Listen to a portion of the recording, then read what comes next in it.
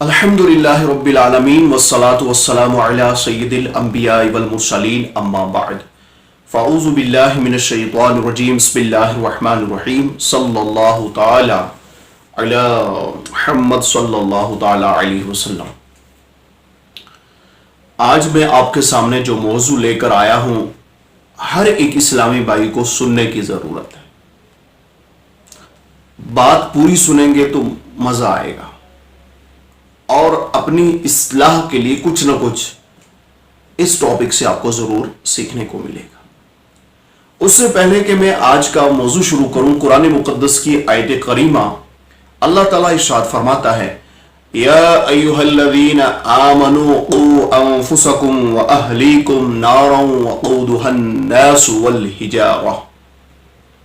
ترجمہ ہے کہ اے ایمان والو، اپنی جانوں اور اپنے گھر والوں کو اس آگ سے بچاؤ جس کے ایندھن آدمی اور پتھر ہے۔ یہاں پر اللہ تبارک و تعالیٰ نے جو حکم فرمایا ہے وہ اپنی جانوں کو بھی اور اپنے گھر والوں کو بھی نارے جہنم کی آگ سے بچانے کا حکم فرمایا کہ تم اپنی جانوں کو بھی بچاؤ اور اپنے گھر والوں کو بھی بچاؤ۔ یہاں پر میں آپ کے سامنے ایک وہ واقعہ جو حضرت ابو لیث سمرقندی رحمت اللہ تعالی علیہ نے نقل فرمایا ہے، چنانچہ آپ فرماتے ہیں کہ منقول ہے کہ قیامت کے دن اللہ تعالیٰ کی بارگاہ میں ایک مرد کو کھڑا کیا جائے گا۔ یا آپ غور فرمائیں گے تو یقیناً یہ جو گھر کے بڑے ہیں، ٹھیک ہے، جو گھر کے سربراہ ہیں، جو گھر کو چلانے والے ہیں، ٹھیک ہے، جو پورے گھر کی مینیجنگ کرتے ہیں، یہ بات جو ہے ان کے لیے بڑی اہم بات ہے۔ فرمایا کہ اسے جب قیامت کے دن کھڑا کیا جائے گا تو اس کی بیوی، اس کی اولاد، ٹھیک ہے، اس کی بیوی، اس کی اولاد، یہ سب اللہ تبارک و تعالیٰ کی بارگاہ میں شکایت کریں گے۔ کس کے لیے؟ جو گھر کا بڑا تھا، شکایت کریں گے۔ اب یوں ہی جب شکایت کریں گے، اور شکایت بھی کیا کریں گے؟ کہیں گے اے میرے پاک پروردگار عز و جل، اس مرد کو ہمارے حق کے بارے میں پوچھ گچھ کی جائے، پوچھا جائے ہمارے حق کے بارے میں۔ تو فرمایا کہ اسے پوچھا جائے گا اور وہ کہیں گے، اس کی بیوی، اس کے بچے کہیں گے مولا اس نے ہمیں دین نہیں سکھایا، اس نے ہمیں دین کی باتیں نہیں بتائیں، اس نے ہمیں قرآن کے احکام نہیں سکھائے، اس نے ہمیں آقا کریم صلی اللہ علیہ وسلم کی سیرت طیبہ کے بارے میں نہیں آگاہ کیا، نہیں بتایا، دین سکھایا ہی نہیں۔ تو فرمایا، اور پھر آگے وہ یہ کہیں گے کہ ہمیں حرام روزی کھلاتا رہا۔ یہ ساری باتیں اس کی بیوی، اس کے بچے اللہ تبارک و تعالیٰ کی بارگاہ میں یہ تمام باتیں کہہ دیں گے۔ گھر کے بڑے یعنی بیوی اپنے شوہر کے بارے میں اور بچے اپنے باپ کے بارے میں یہ تمام باتیں اللہ تبارک و تعالیٰ کی بارگاہ میں پیش کر رہے ہیں قیامت کے دن۔ آقا کریم صلی اللہ علیہ وسلم ارشاد فرماتے ہیں کہ قیامت کے دن یہ معاملہ ہوگا جب، تو فرمایا کہ اس وقت کیا ہوگا کہ اس شخص کو یعنی حرام روزی کمانے کے سبب خوب پیٹا جائے گا، خوب اسے مار پڑے گی، یہاں تک کہ اس کا جو جسم کا گوشت ہے وہ جھڑ جائے گا۔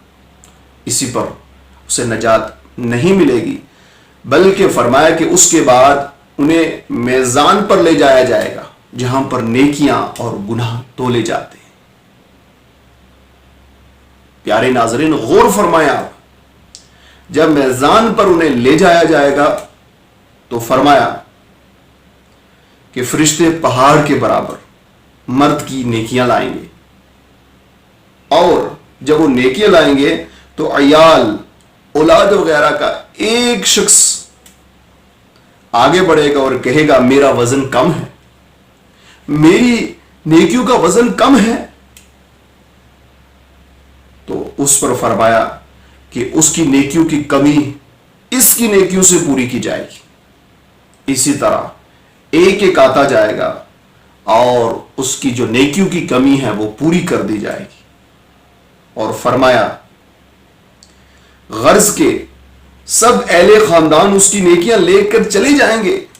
پھر وہ اپنے گھر والوں کی طرف رخ کر کے کہے گا آہ میری گردن پر اب وہ گناہ رہ گئے ہیں جو میں نے تمہارے لیے اٹھائے. اب میری گردن پر صرف وہ گناہ ہیں اے بیوی جو تمہارے لیے مجھے کرنے پڑے. انہیں کوئی پرابلم نہ ہو لیکن گناہ کر لیا. بچوں آپ کے لیے کیے میں نے, اب صرف وہ گناہ رہ گئے اور اس کی نیکیاں اس کے گھر والے لے گئے. اب غور فرمائیں. اور پھر فرشتے کہیں گے یہ وہ بد نصیب شخص ہے جس کے گھر والے اس کی تمام نیکیاں لے گئے اور یہ اس کی وجہ سے جہنم میں چلا گیا. اے میرے پیارے ناظرین, اب غور فرمائیں. اس روایت کو سنانے کا مقصد کیا ہے؟ کیا ہم نے قرآن مقدس کی جو آیت کریمہ ہے اس پہ ہم نے غور کیا؟ اللہ تعالیٰ ارشاد فرماتا ہے کہ اے ایمان والو اپنی جانوں کو اور اپنے گھر والوں کو اس آگ سے بچاؤ جس کے ایندھن آدمی اور پتھر. تو جب سب سے پہلے اللہ کرے کہ ہمیں دین کی سمجھ آ جائے, میں آپ کو عرض کروں ایک تعداد ایسی ہے دین کی طرف ہماری رغبت کم ہے, ہم دین کی طرف بڑھنے کے لیے تیار نہیں, ہم نام کے مسلمان رہ گئے. ہمیں نیکیوں میں لطف کیوں نہیں آتا ہے؟ کبھی غور کیا میرے پیارے اسلامی بھائی؟ ہمیں اپنے آپ پر غور کرنا ہے. اگر کبھی نماز پڑھ ہی لیتا ہوں تو جلدی جلدی نماز پڑھ کے بھاگتا ہوں. مجھے نماز میں لطف کیوں نہیں آتا؟ کبھی غور کیا میں نے؟ حالانکہ عبادت الہی عز و جل سے, اللہ کے ذکر سے, اللہ کی عبادت سے انسان کے دل کو سکون ملتا ہے, چین ملتا ہے, لطف آتا ہے اللہ کی عبادت کرنے میں. لیکن ہمیں لطف نہیں آ رہا ہے. کبھی غور کیا ہم نے؟ اس کی وجہ کیا ہے کہ ہمارا دل جو ہے نمازوں میں اللہ کی عبادت میں نہیں لگتا. ہم انٹرسٹ ہی نہیں لے رہے. ہمارے نزدیک اللہ کی عبادت کی اہمیت ہی نہیں ہے, جس کی وجہ سے ہم آہستہ آہستہ اگر پہلے فجر کی نماز پڑھتے تھے یا ظہر کی پڑھتے تھے, اب آہستہ آہستہ وہ دونوں بھی گئی. کبھی کبھار جب موقع ملا تو. میرے پیارے اسلامی بھائیوں جو مجھے سن رہا ہے, اگر ہماری یہی زندگی اسی انداز سے چلتی رہی تو ایک دن موت نے آنا ہے. تو اب خود غور فرمائیں کہ ہم اللہ تبارک و تعالیٰ کی بارگاہ میں کیا منہ لے کے جائیں گے. آپ نے دیکھا کہ گھر کا ایک شخص جو نیکیاں کرتا رہا لیکن گھر والوں کو نہیں کہا. تو میرا یہ ان پیرنٹس سے, میرا ان والدین سے یہ گزارش ہے کہ اگر آپ کا آپ کے گھر پہ جو مکمل طور پر جو کنٹرول ہے, کیا اس کو آپ دینی طریقے سے استعمال کر رہے ہیں؟ کہ آپ خود مسجد میں تو جا رہے ہیں لیکن آپ کا بیٹا اندر بستر پر 10 بجے تک پڑا ہوا ہے, کیا کبھی آپ نے اس کو بولا کہ نہیں یہ رات کو پڑھتا رہا کوئی بات نہیں؟ کیوں آپ کے ذہن میں یہ بات آئی؟ کیا آپ کو یہ بات معلوم نہیں ہے کہ اللہ تبارک و تعالیٰ ارشاد فرماتا ہے کہ اپنی جانوں کو اور اپنے گھر والوں کو اس آگ سے بچاؤ جس کے ایندھن آدمی اور پتھر ہیں. آپ کا بیٹا آرام کر رہا ہے, دنیاوی پڑھائی کی وجہ سے اس کی نماز فجر قضا ہو رہی ہے, آپ کو کوئی اثر نہیں پڑ رہا ہے. آپ کو کیوں نہیں برا لگ رہا ہے؟ آپ کے بیٹے کی مغرب اور عشاء قضا ہو رہی ہے پڑھنے کی وجہ سے یا کہیں جانے کی وجہ سے, آپ کو پرابلم کیوں نہیں ہو رہی ہے؟ آپ بولتے ہیں کوئی نہیں کل پڑھ لے گا, ابھی کوئی نہیں, ابھی اس کا تو پڑھائی کا وقت ہے, کوئی نہیں, اس طرح کر کے. اسی طرح آپ کی بیٹی, اسی طرح آپ کی بیوی, ایک دن آپ نے بولا اس دیر پڑھی, اس کے بعد پھر کوئی بات نہیں یار پڑھ لیں گے, یہ سنتے. ارے ہم نے کہنا ہی کہنا ہے, ہمارے اوپر لازم ہے کہ ہم اپنی جانوں اور اپنے گھر والوں کو اس آگ سے بچائیں. آگ میں کیسے داخل ہوں گے جب ہم گناہوں بھری زندگی گزاریں گے, اپنی اصلاح نہیں کریں گے, احکام الہی پہ نہیں چلیں گے.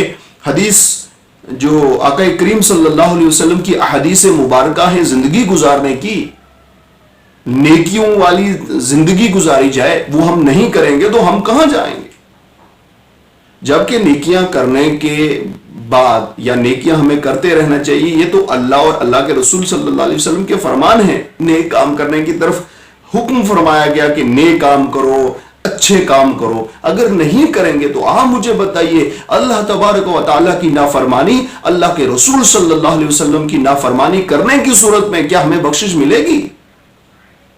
कुरान और हदीस में तो हमें ये तरगीबें दी जा रही हैं कि नेकियां करो, अच्छे अमाल करो, नेक अमाल करो। अल्लाह तबारक व तआला तुम पर अपना फजल फरमाकर आका करीम सल्लल्लाहु अलैहि वसल्लम की वसीले से तुम्हें जन्नत अता फरमाएगा। अल्लाह की रहमत जब शामिल हाल रहेगी।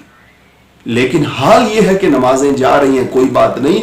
तो ये जो मैंने आपके सामने रवायत बयान फरमाई कि घर का वो शख्स जो नेकियां करता रहा, अपने औलाद के लिए, अपने घर वालों के लिए मुश्किल से मुश्किल काम उसने किया, इसलिए कि मेरे घर वालों को कोई तकलीफ ना हो। लेकिन याद रखिए, जिस तरह हम और आप अपने घर वालों के लिए मुसीबतों परेशानियों का सामना करके उनके लिए दुनियावी इंतजामात के लिए कोशिश करते हैं, लगे रहते हैं, और हमें चाहिए कि हम शरीयत को मद्देनजर रखें, शरीयत के दायरे में रहकर हम हलाल रोजी भी कमाएं, और साथ में हमें चाहिए कि हम उनकी इस्लाह करते रहें, वरना हमारी सख्त पकड़ होगी, हम कहेंगे नहीं रहेंगे। तो लिहाजा मेरी आपसे ये गुजारिश है कि अपने घर में इस्लामी माहौल, मदनी माहौल बनाने की कोशिश करें। आपने देखा ना कि एक शख्स, उसकी सारी नेकियां उसकी बीवी ले गई, उसके बच्चे ले गए, और आखिरकार वो अपने घर वालों का जो बोझ है वो उठाकर उसे जहन्नम में दाखिल कर दिया जाएगा। आका करीम सल्लल्लाहु अलैहि वसल्लम इरशाद फरमाते कि क़यामत के दिन एक शख्स खड़ा किया जाएगा, जो रवायत मैंने आपके सामने रखी, गौर फरमाए, इसमें मेरे और आपके लिए लम्हाए इबरत है। वाकई में हमें अपने ये सोचना है, यार वाकई में मैं नमाज तो पढ़ रहा हूँ, वाकई यार मेरे घर वाले पढ़ने के लिए तैयार नहीं, और वाकई मैंने कहा भी तो नहीं इतना सीरियसली कभी।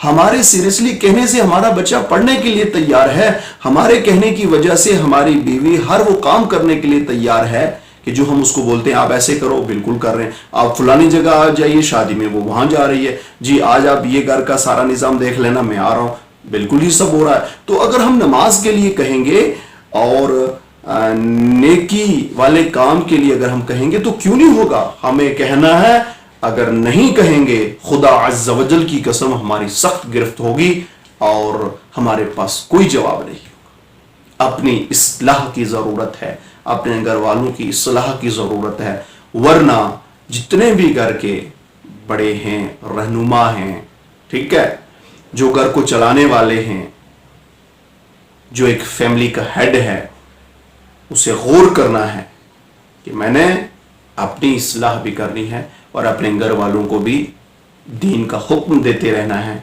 इस नेकी की दावत देते रहना है, तभी जाकर हम कामयाब हो सकते हैं। अल्लाह तबारक व तआला हमें अपनी इस्लाह, अपने घर वालों की इस्लाह करने की तौफीक अता फरमाए। अल्लाह तबारक व तआला हमें जो है वो ऐसी सोच अता फरमाए कि हम अपनी जानू और अपने घर वालों को उस आग से बचाने में कामयाब हो सकें। अल्लाह तबारक व तआला हम पर अपना खुसूसी फजल फरमाए और अपनी इस्लाह करने की तौफीक अता फरमाए। आमीन।